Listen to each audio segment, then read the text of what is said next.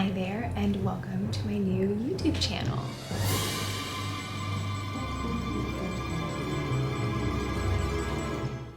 So to kick off and celebrate my new channel, I thought we could start out with a starlet tutorial series where I take inspiration from different old Hollywood movie stars and try and recreate their iconic looks. So in today's video, I'll be showing you how I created this Betty Grable inspired hairstyle. Here are some of the products I used to create this style. I love Moroccan Oil's medium hold hairspray because it doesn't get too crunchy. I used American Crew pomade and set my hair the night before with foam rollers and Lotta body setting lotion, some faux flowers from Michaels at a Vintage Touch, and I used the pin curl sculpture tool to form more structured curls. I brushed out my hair with the Denman 7-row styling brush and used duckbill clips, a comb, and bobby pins. To prepare the hair for this style, I used foam rollers and setting lotion overnight. I chose 2 size rollers, smaller ones on the top for the curlier part, and medium-sized rollers for the back that's going to be brushed out. While I didn't use a particular hair setting pattern, I did form 3 sections in the front for the hair, 1 on top and 2 on the sides by the ear. These front sections we will use to form the poodle, and the back will be brushed out. To make things easier, you can always use a duckbill clip to hold the hair in place while you remove the other rollers. Since we're going to start with the front part of the style, we're going to leave all of those pink rollers in the back in for now.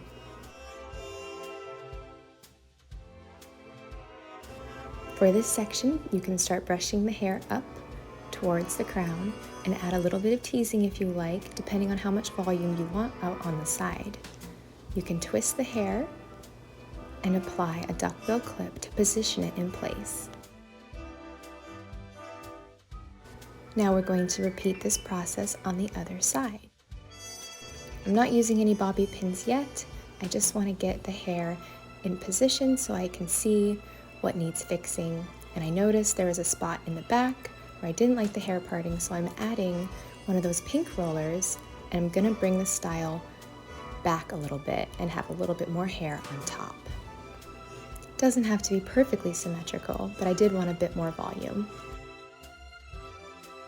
Once you're satisfied with the position of the hair, you can begin to add your bobby pins. In this case, I'm going to use 2 and apply them in a crisscross motion over each other.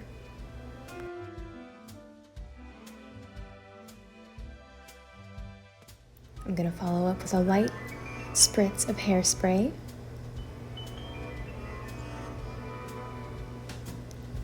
And we'll move over to the other side. I'm pushing that mop of curls over to make sure that when I do pin the hair, it kind of covers that hair parting, because we don't want any of that to show when the style is complete. Alternatively, you could be using victory rolls for these side sections, but I decided I wanted more hair to go on top, so I just pulled them up and pinned them instead. If you experience some frizz with some of your curls, you can always brush them and reform them over your finger.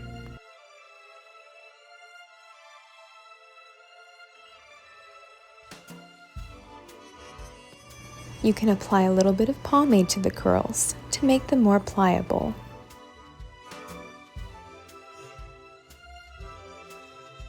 Now you can start gathering the curls and forming them in whichever way you like. Once you're satisfied with the shape that's forming, you can start applying your bobby pins.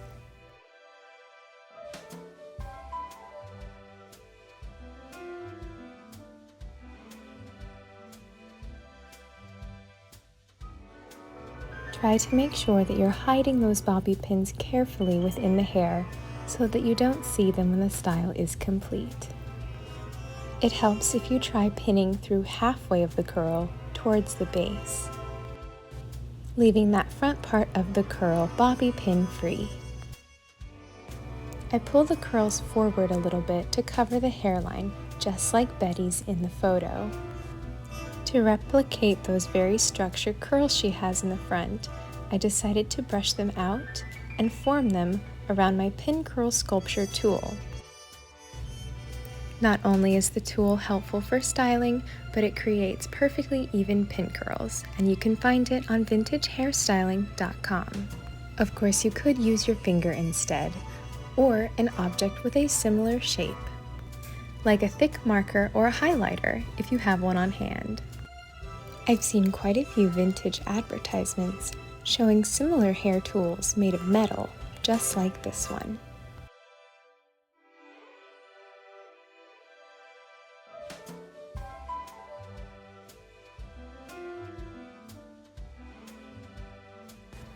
I decided to add a few more curls from the back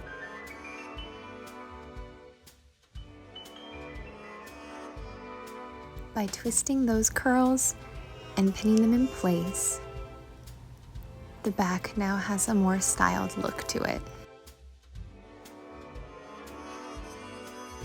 Top it off with a little bit more hairspray, and once you're done, you can move on to the brush out portion.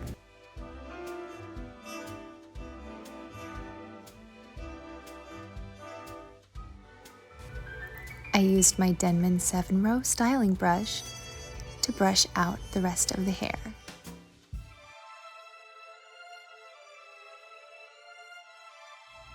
Brush the hair under and fold it over your hand to start forming that shape. Once you've brushed out the hair, you can smooth over the top with the comb. Only combing over that top layer and folding the ends under.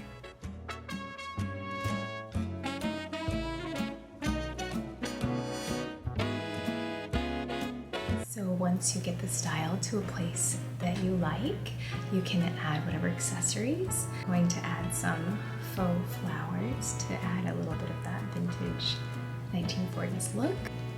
For flower placement, you can kind of just hold the flower and see. Flowers are a great way to cover gaps or uneven hair partings. And in this case, they can also add some symmetry to the style.